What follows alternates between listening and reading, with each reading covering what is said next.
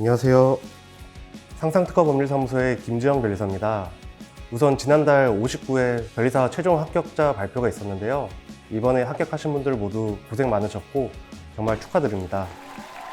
이번 합격자 발표 시즌과 맞물려서 이제 취업과 면접들이 이제 이루어질 텐데요. 여기에 맞춰서 취업 꿀팁에 대해서 설명드리려고 합니다. 취업 같은 경우는 수습 변리사와 경력 변리사가 좀 확연히 나눠지는데요.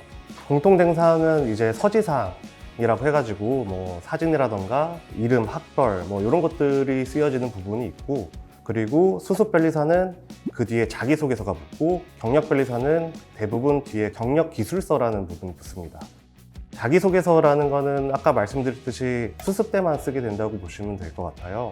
사실 크게 보지 않는 그런 업체들이 많고, 저 같은 경우도 과거에 돌이켜보면 불성실하게 제가 작성했던 기억이 있는데, 그렇게 작성을 했을 때도 한 9군데 정도는 사실 그거 가지고 크게 문제 삼지는 않았었고, 한 군데 정도가 그거 가지고 문제를 삼았던 기억이 있어요. 뭐 문장 연결은 자연스러운지, 단어 선택은 제대로 됐는지, 고민의 흔적이 있는지, 이런 부분을 찝어서 얘기를 하시면서 변리사는 이런 부분을 신경 써야 된다, 그런 일침을 주셨거든요. 다른 특허 사무소에서는 사실 그런 부분을 지적하지는 않으셨고, 일반적인 질문들이 많으셨어요. 수습 변리사 같은 경우는 경력이 없다 보니까 사람이 어떤 사람인지만 이제 파악을 하고 뽑는 경우가 많다 보니까 자기소개서를 공들이시는 분도 계시겠지만 꼭 공을 들이지 않으셔도 이런 말이 좋지 않을 수도 있지만 취업을 하는데 큰 지장은 없을 거라고 저는 생각이 듭니다. 최근에 발표난 합격자들 정보를 보면은 특히 전자 변리사들 수가 굉장히 부족하더라고요. 그래서 전자 변리사들은 좀 선택의 폭이 좀 있을 거라고 예상이 되고, 그리고 거꾸로 화학 바이오 쪽은 당장 그 수습처를 지금 구하기가 좀 어려운 분들이 있다, 이런 얘기가 들리는데, 사실 그 해마다 많은 합격자 수가 배출되는 전공들이 있거든요. 근데 결국에는 모두 다 구하긴 합니다. 그러니까 걱정 안 하셔도 되고, 또 지금 같은 경우는 이제 연수도 받기 전이잖아요. 연수 끝나고도 많이 모집을 합니다. 그때까지 가면은 이제 대부분 수습처를 구하고 일을 시작하게 된다고 보시면 됩니다.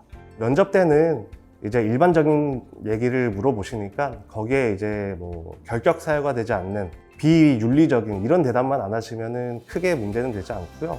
만약에 그렇게 잘 대답을 했다가도 떨어졌다 하시면은 뭐 경쟁자가 많아서 떨어졌다, 아니면은 뭐 학벌이라던가 아니면은 뭐 나이라던가 여러 가지 보는 사무소마다의 그 불문율이 좀 있거든요. 그런 것 때문에 좀 밀렸다, 이렇게 생각하실지, 면접을 더 어떻게 잘 해야겠다, 이런 부분이 크게 영향을 주지 않는다고 생각하시면 될 것 같습니다. 수습 변리사 분들은 이제 변리사 모집 공고가 어디 올라오는지 궁금해 하신 분들이 있으실 텐데요. 과거와 좀 달라지긴 했는데, 기본적으로 대한변리사회 홈페이지에 구인구직 게시판이 있습니다. 그리고 최근에는 이제 제 동기가 이제 홈페이지를 만드는 BLSN이라는 홈페이지가 있습니다. 여기는 이제 합격한 변리사들만의 커뮤니티라고 보시면 돼요.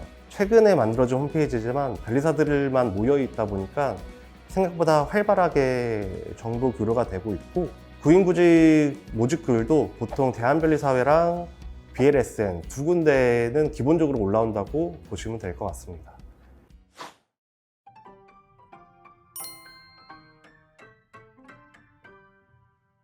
좀 꼼꼼한 편인지도 물어보기도 하고, 완성도가 중요하냐, 기일이 중요하냐, 뭐 이런 거 물어보기도 하는데, 예전에 저 같은 경우는 술 잘 먹는지 뭐 이런 것도 많이 물어봤습니다. 네, 그리고 주위에서 뭐 어떻다고 얘기를 듣는지, 자기의 장단점을 물어보시는 분들인데, 사실 이런 것들은 되게 일반적인 것들이잖아요. 그 정도 선에서 물어본다고 보시면 될 것 같아요.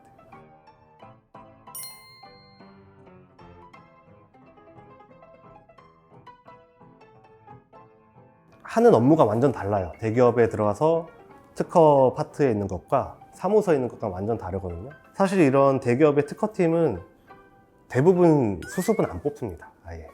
이제 특허 사무소에서 특허를 써보고 이게 경력들이 쌓인 변리사들을 이제 뽑아간다고 보시면 될 것 같아요. 가끔 가다가 삼성에서 뭐 수습 변리사를 뽑는다고 얘기를 듣긴 들었는데, 극히 일부분이고, 대부분 그냥 이런 특허 사무소로 나오셔서 경력을 쌓고 그 뒤에 여기서 파트너나 뭐 개업이라던가 이런 거를 할지 아니면은 대기업이나 이런 데로 들어가서 다른 업무를 접할지 이렇게 나눠지는 걸로 보시면 돼요. 대기업에 입사할 때는 이제 자기소개서 잘 써야 되고 면접 준비도 해야 됩니다.